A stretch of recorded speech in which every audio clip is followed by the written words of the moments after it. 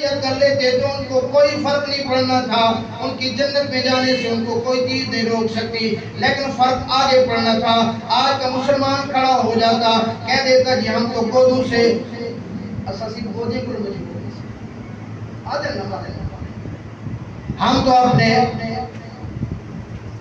ہم تو اپنی برادری سے مجبور ہیں، ہم تو اپنی رشتہ داری سے مجبور ہیں،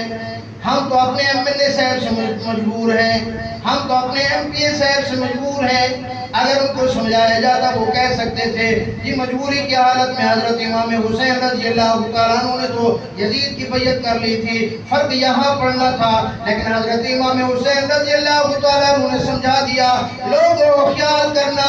کبھی بھی خاندان کی مجبوری سامنے نہ آنے دینا، کبھی برادری کی مجبوری سامنے نہ دینا، کبھی کسی بڑے گودے کی مجبوری سامنے نہ آنے دینا، کبھی اپنے کاروبار کی مجبوری سامنے نہ آنے دینا، کبھی بھی کسی فاسق فاجر لعین شخص کو ووٹ نہ دینا۔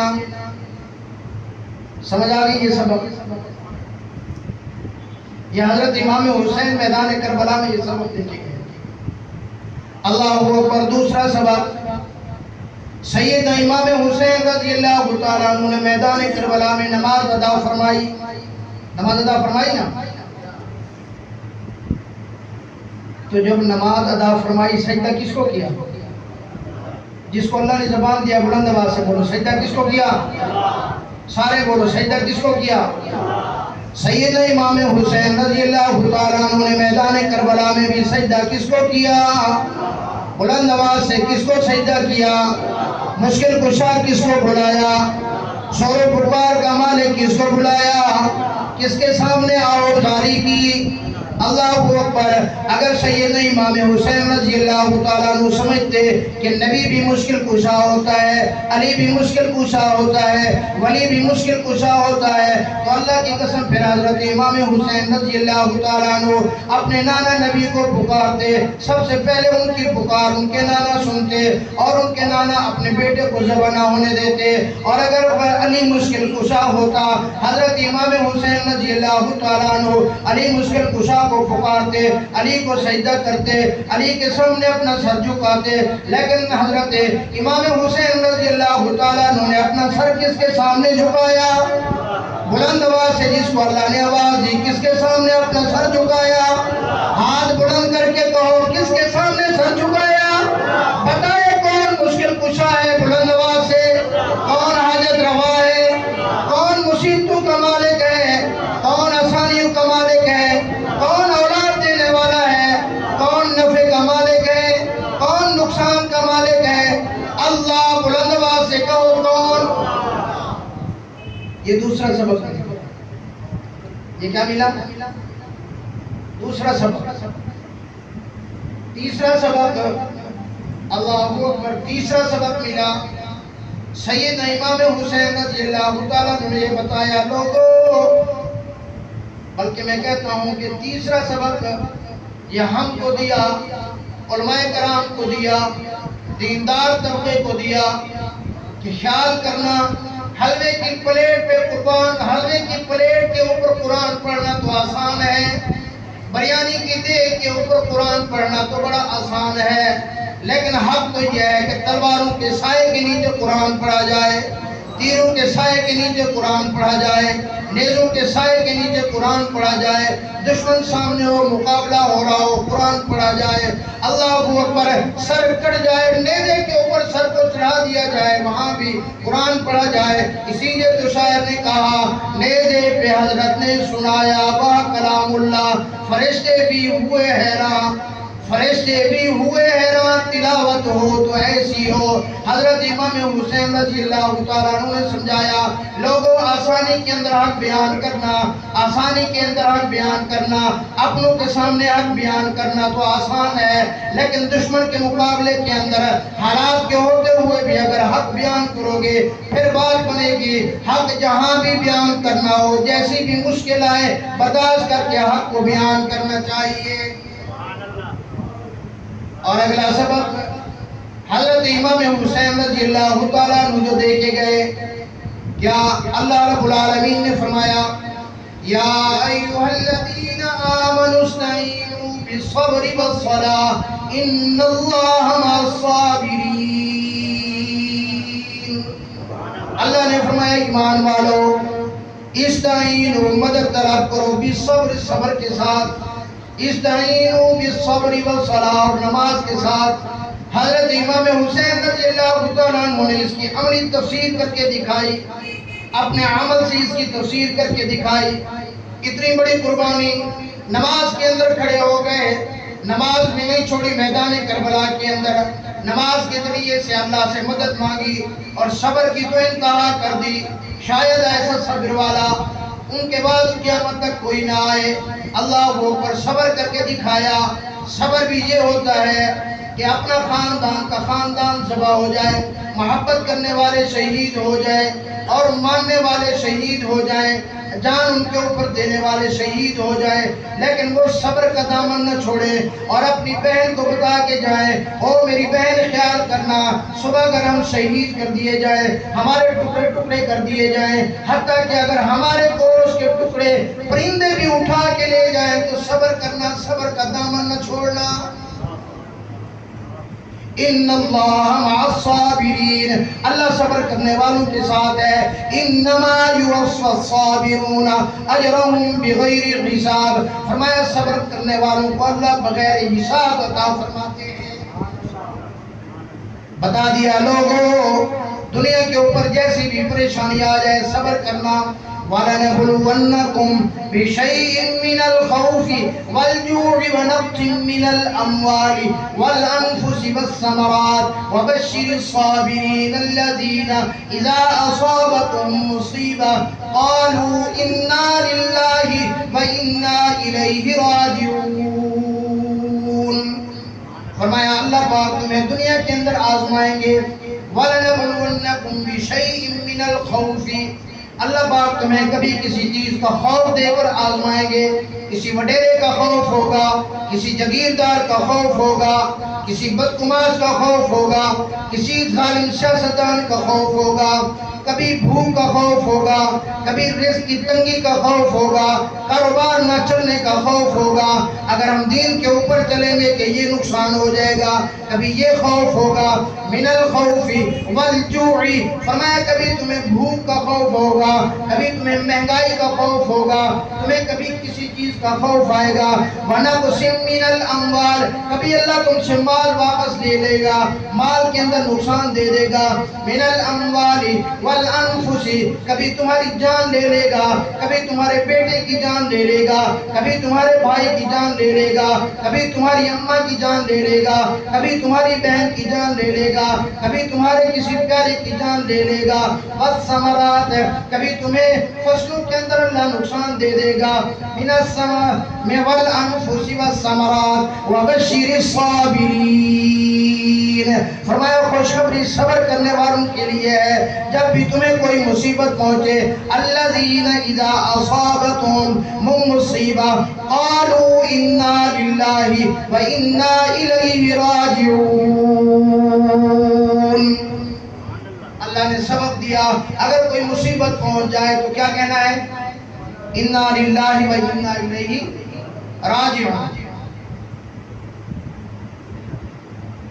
پرسو آپ کو پتہ ہے قاری خلیل الرحمن اور ضیاء الرحمن صاحب کی بات آپ کو پیاری ہو گئی یہی صبر ہوتا ہے جانا تو ہر ایک نے ہے کسی نے رہنا نہیں ہے جانا ہر ایک نے ہے یہی اللہ فرماتے ہیں وَلَنَبْلُوَنَّكُمْ بِشَيْءٍ مِّنَ الْخَوْفِ وَالْجُوعِ وَنَقْصٍ مِّنَ الْأَمْوَالِ وَالْأَنفُسِ میں کسی کی جان لے کر بھی تمہیں آزماؤں گا اس آزمائش میں دیکھوں گا تو جزا فضا کرتا ہے تو آؤ مقار کرتا ہے اللہ کی مخالفت کرتا ہے نا بہت سارے بدبخت کفری جملے بھی کہہ دیتے ہیں فوت کی ہو جائے نا لوگوں سے سنا ہے یار اللہ سے کو نجلے ہی سارا گا رہے کافر ہو جاتا ہے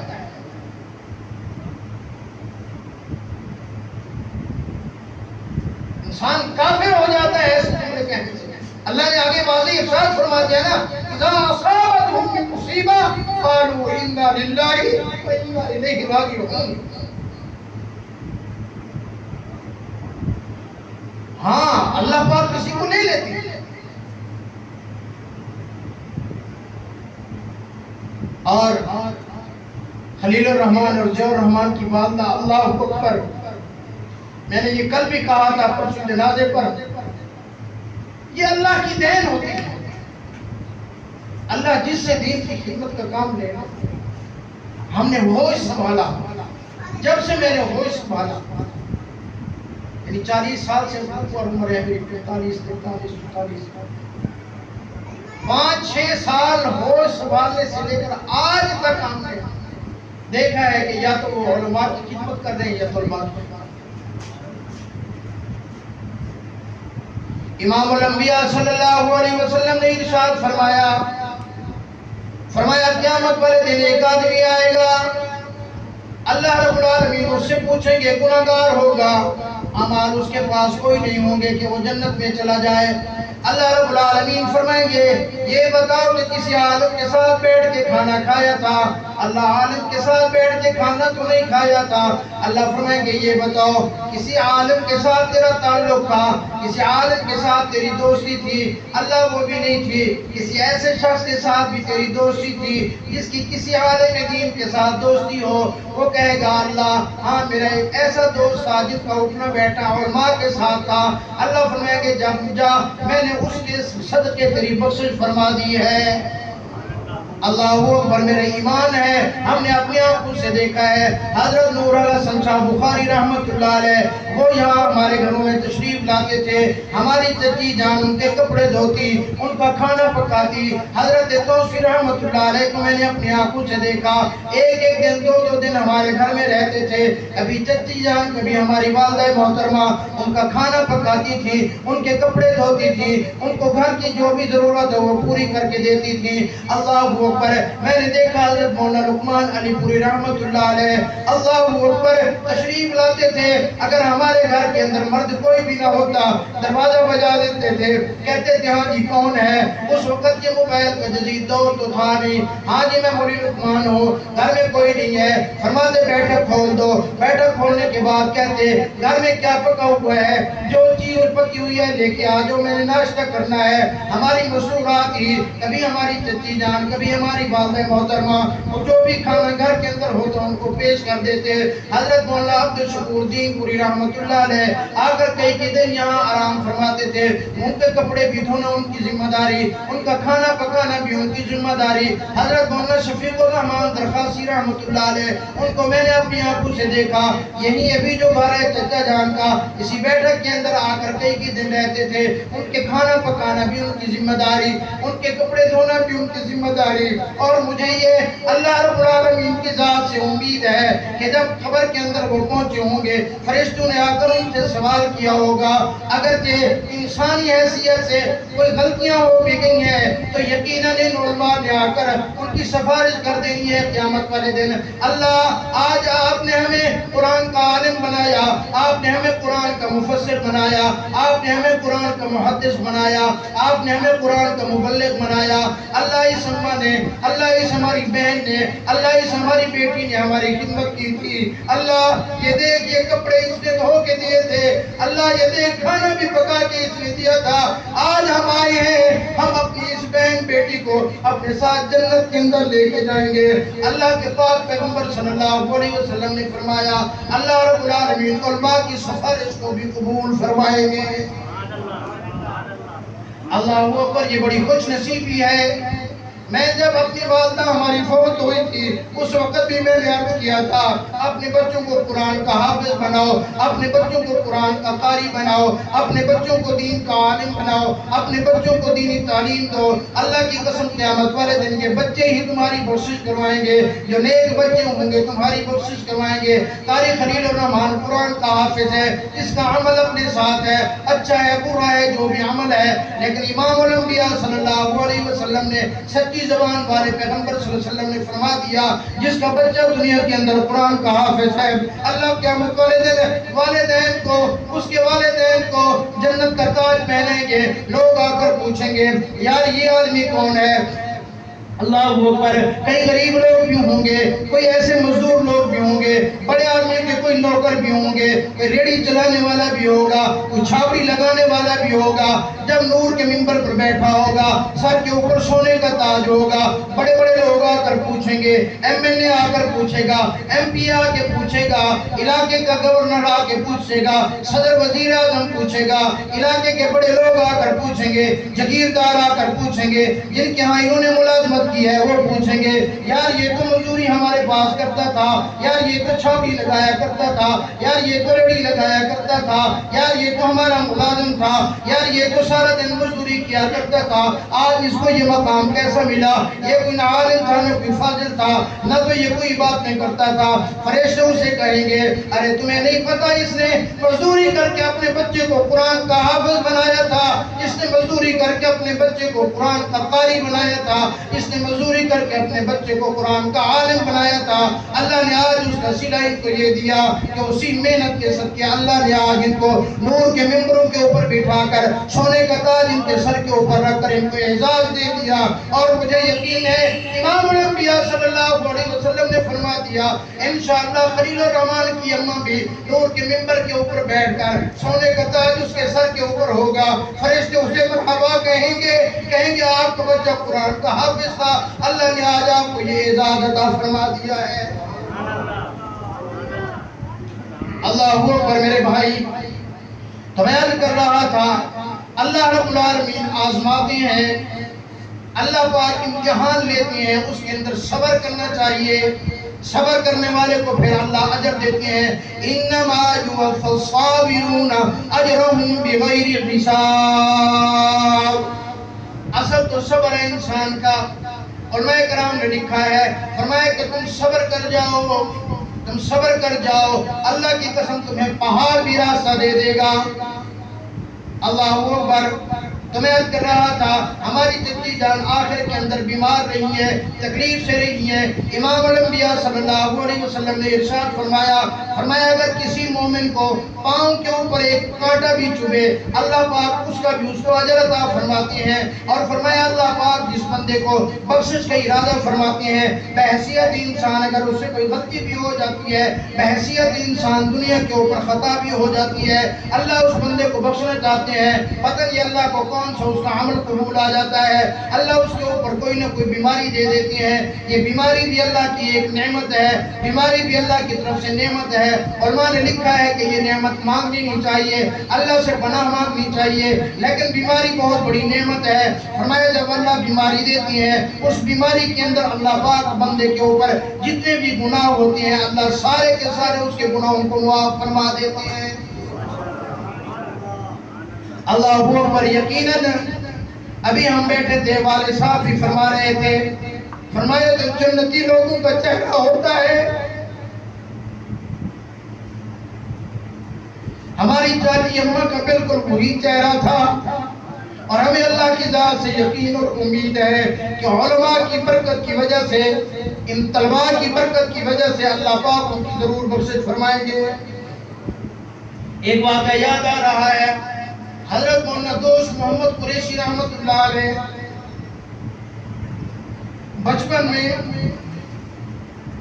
یہ ہمارے اپنے مظفر گڑھ کے ہیں، حضرت مولانا عمر قریشی رحمت اللہ علیہ برکاتہ کے والد گرامی تھے،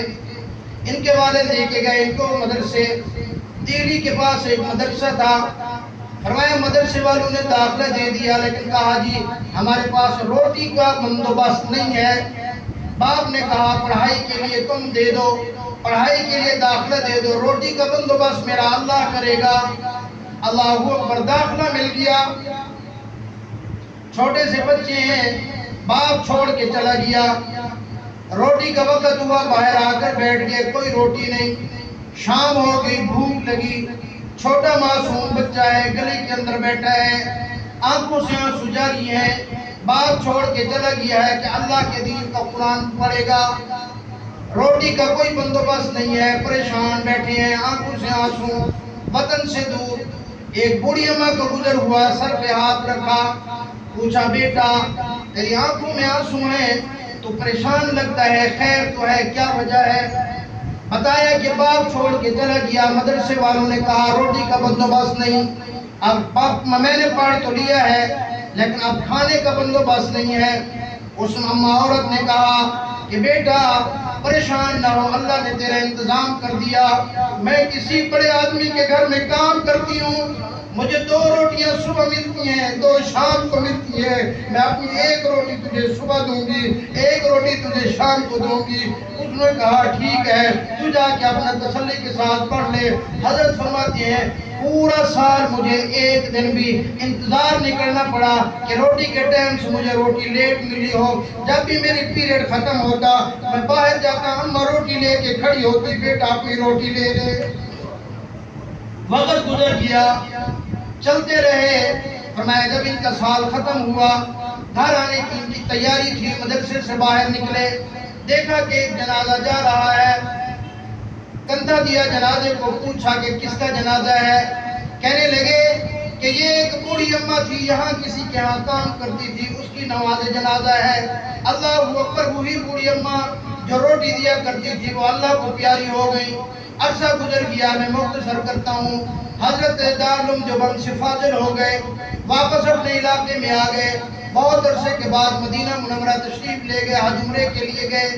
مدینہ منورہ میں روضہ رسول اللہ کے سامنے بیٹھے ہیں، بیٹھے بیٹھے اونگ آئی، آنکھ لگی، اللہ اکبر، خواب کے اندر دیکھتے ہیں وہی بوڑھی اماں ہے، ایک تخت کے اوپر بیٹھی ہوئی ہے، اس کے ارد گرد بڑے اس کے ملازم ہیں، بڑی حوریں اس کی خدمت کر رہی ہیں، بڑا عالی شان محل اور بنگلہ ہے۔ اللہ اکبر، حضرت نے پہچان لیا کہ یہ تو وہی اماں ہے، اس کے قریب گئے، اس کو سلام کیا، کہنے لگے اماں اتنا بڑا محل تو اللہ کو پیاری ہو گئی تھی، اتنا بڑا آرام، اتنا بڑا محل، اتنے بڑے نوکر چاکر اللہ نے کس سرے میں دی ہے؟ اللہ اکبر، میرے بھائیو یہ جملہ دل کے اوپر لکھنا۔ بوڑھی اماں نے کہا بیٹا دوست محمد، یاد کر جو میں تجھے 1 روٹی دیا کرتی تھی، یہ 1 روٹی کا صدقہ اللہ نے مجھے دیا ہے، 1 روٹی کا بدلہ اللہ نے مجھے جنت کے اندر اتنا مال عطا فرما دیا۔ اللہ اکبر، جس ہماری جدی جان نے ساری زندگی ان طلباء کی روٹی پکائی، کیا میرا اللہ اس کو مال نہیں دے گا؟ انشاءاللہ اللہ پاک ان کو ضرور باہر دیں گے۔ باقی خلیل الرحمن صاحب اور ضیاء الرحمن فضل الرحمن صاحب ابھی تو آپ کو دعائیں دینے والی چلی گئی، آپ کے اوپر جو سایہ تھا وہ چلا گیا، ابھی بڑے سنبھل کے رہنا۔ اللہ اکبر، اللہ رب العالمین نے حضرت موسیٰ علیہ السلام سے بھی فرمایا تھا موسیٰ اب طور پہ آنا، سوچ سمجھ کے آنا، اب جو تمہارے لیے دعائیں کرتی تھی اب وہ نہیں رہی۔ میرے بھائی جن کے والدین زندہ ہیں، جن کی مائیں زندہ ہیں، اللہ کی قسم ان کی قدر کر لو، ان کا احترام کر لو، ان کی خدمت کر لو، ان کا کبھی دل نہ دکھایا کرو۔ جب یہ چلے جاتے ہیں نرم و نازک بستر کے اوپر اے سی کے نیچے بھی نیند اور سکون نہیں آتا۔ اللہ اکبر، یقین کرو جب ہماری والدہ محترمہ زندہ تھی، میں آتا تھا تو جب بھی میں نے بیان کرنے کے لیے آنا، میں جاتا اماں جان دعا کر دو میرے لیے، اماں جان مجھے دم کر دو، میں بیان کے لیے کرنے کے لیے جا رہا ہوں، مجھے آپ کی دعا کی ضرورت ہے۔ مسکرا پڑتی تھی بیٹا آپ تو خدا عالم ہو، آپ تو قرآن کے حافظ ہو، آپ تو قرآن کے قاری ہو، میری دعا کیا لگے گی؟ میں کہتا اماں جان آپ ہمارے لیے بڑے پیر ہیں، آپ ہمارے لیے بزرگ ہیں، جب آپ دعا کر دیتی ہو تو ہمیں یقین ہو جاتا ہے اللہ پاک ہماری زبان سے وہ باتیں کروائے گی جو ہمیں بھی نفع دے گی اور اس مجمع کو بھی نفع دے گی۔ اب جب بھی میں آتا ہوں میری آنکھیں ڈھونڈتی ہیں، اب وہ اماں دعائیں دینے والی ہیں نہیں، اللہ کی قسم آنکھوں کے بعد اوقات آنسو کے لاتے ہیں کہ اب ہم دعا کے لیے کن کو کہیں؟ تو میرے بھائی آپ حضرات سے بھی درخواست اور دعا کی درخواست ہے کہ ہماری جدی جان کے لیے آپ نے دعائیں کرنی ہیں کہ اللہ پاک ان کی آخرت کے منازل کو آسان فرمائے، اللہ ان کی قبر کو جنت الفردوس کا باغ بنا دے، اللہ ان کو اعلیٰ علیین کے اندر جگہ عطا فرما دے۔ بہرحال میں عرض کر رہا تھا آخری چند باتیں کہ حضرت امام حسین رضی اللہ تعالیٰ عنہ نے میدان کربلا کے اندر ہمیں کیا سبق دیا؟ صبر کا سبق دیا حضرت امام حسین رضی اللہ تعالیٰ عنہ نے، اور حضرت امام حسین رضی اللہ تعالیٰ عنہ نے ہمیں آزادی کا بھی سبق دیا ہے کہ لوگوں خیال کرنا اگر تمہیں کوئی غلام بنا کر تمہیں غلام رکھنا چاہے، تمہارے اوپر زبردستی اپنی مرضی مسلط کرنا چاہے، آزادی کو نہ چھوڑنا، جان دے دینا۔ اللہ اکبر۔ یہ اگست کا مہینہ بھی ہے، 14 اگست بھی آنے والی ہے، یوم پاکستان کا آزادی کا دن بھی آنے والا ہے، لیکن میری ایک درخواست ہے نوجوانوں سے، اللہ کی قسم یہ ملک کلمے کے نام پر بنا تھا، یہ ملک کلمے کے لیے بنا تھا، وہاں نعرہ لگا تھا پاکستان کا مطلب کیا؟ بلند آواز سے پاکستان کا مطلب کیا؟ بلند آواز سے پاکستان کا مطلب کیا؟ اللہ نے جس کو زبان دی ہے بلند آواز سے کہو پاکستان کا مطلب کیا؟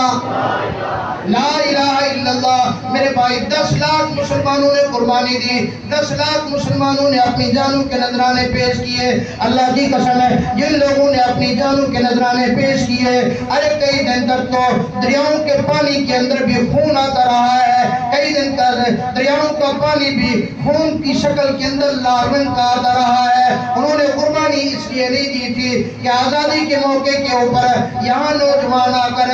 تو بجائیں گے، یہاں نوجوان آ کر فحاشی پھیلائیں گے۔ ارے ان لوگوں نے، ان بزرگوں نے اپنی بچیوں کو اس لیے یتیم نہیں کرایا تھا، اپنے بچوں کو اس لیے یتیم نہیں کرایا تھا کہ نوجوان فحاشی پھیلائیں گے۔ ارے ان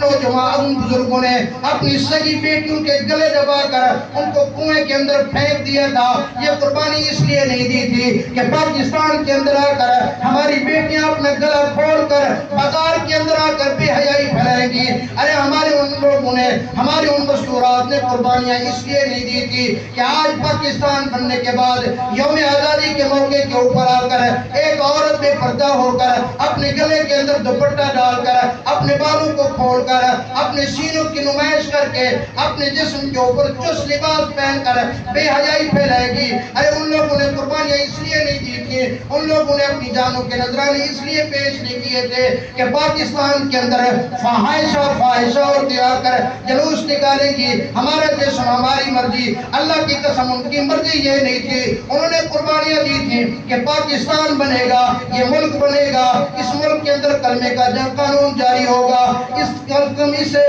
کے اندر اللہ کا دین کا نفاذ ہوگا، محمد عربی صلی اللہ علیہ وسلم کا قانون چلے گا۔ ارے ان لوگوں نے قربانیاں اس لیے نہیں دی تھی کہ یہاں نوجوان آ کر فحاشی پھیلائیں گے، یہاں نوجوان عورتیں آ کر فحاشی پھیلائیں گی۔ اور یوم اگست آزادی کے دن میں ہاتھ جوڑ کے عرض کرتا ہوں، اللہ کا واسطہ ہے کوئی ایسا کام نہ کرنا کہ ان شہیدوں کی قبر کے اندر ان کو تکلیف ہو، ان شہداء کو یہ نہ محسوس ہو یار ہم نے قربانیاں اسی لیے دی تھی، ہم نے قربانیاں اسی لیے دی تھی، ہم نے بچے اسی لیے ذبح کرائے تھے، ہم نے اپنی بچیاں اسی لیے یتیم کرائی تھی، ہم نے اپنی بچیوں کو اپنی ہاتھوں سے گلا دبا کر کنویں کے اندر اسی لیے پھینکا تھا، ہم نے اپنی بچیوں کو آج تک سکھوں اور ہندو کے گھروں کے اندر وہ زندگی گزار رہی ہے، ہم نے یہ قربانیاں اس لیے نہیں دی۔ اور بہت سارے لوگ کہتے ہیں نہیں جی یہ پاکستان کہتے آج ہم نے لبرلزم کے لیے بنایا تھا، یہ سیکولرزم کے لیے بنایا تھا۔ اللہ کی قسم میں ان کو بھی کہنا چاہتا ہوں یہ لبرلزم تم اپنے پاس رکھو، سیکولرزم اپنے پاس رکھو۔ تمہیں پتہ ہے مشرقی پاکستان کا جھنڈا حضرت علامہ شبیر احمد عثمانی رحمۃ اللہ علیہ نے لہرایا تھا، اور مغربی پاکستان کا جھنڈا حضرت محمد ظفر احمد عثمانی رحمۃ اللہ علیہ نے لہرایا تھا۔ اور کہتے ہیں ہم نے ان علماء کے ہاتھ سے پاکستان کا جھنڈا لہرا کر امت کو یہ بتایا تھا، اس قوم کو یہ سبق دیا تھا، پاکستانیوں کو بتایا تھا لوگوں خیال کرنا اگر علماء کے نہاد علماء کے ساتھ دین والوں کے ساتھ دین کے لیے رہو گے تو آسان بھی تمہارے لیے رہے گا، چین اور سکون کی بھی زندگی گزارو گے۔ اگر تم بے دینی کے ساتھ رہو گے پھر تمہارے لیے پریشانیاں بھی آئیں گی اور بے سکونیاں بھی آئیں گی۔ تو حضرت امام حسین رضی اللہ تعالیٰ نے کیا سبق دیا؟ آزادی کا، لیکن آزادی منانی ہے اسی طرح جس طرح ہمیں دین اجازت دیتا ہے، ٹھیک ہے نا؟ ایک اور سبق حضرت امام حسین رضی اللہ تعالیٰ عنہ تھا، وہاں میدان کربلا سے ہمیں ملتا ہے۔ یزید کے ہاتھ پہ بیعت نہیں کی، اکابرین اور دیوبند کا مسلک ہے، امام اعظم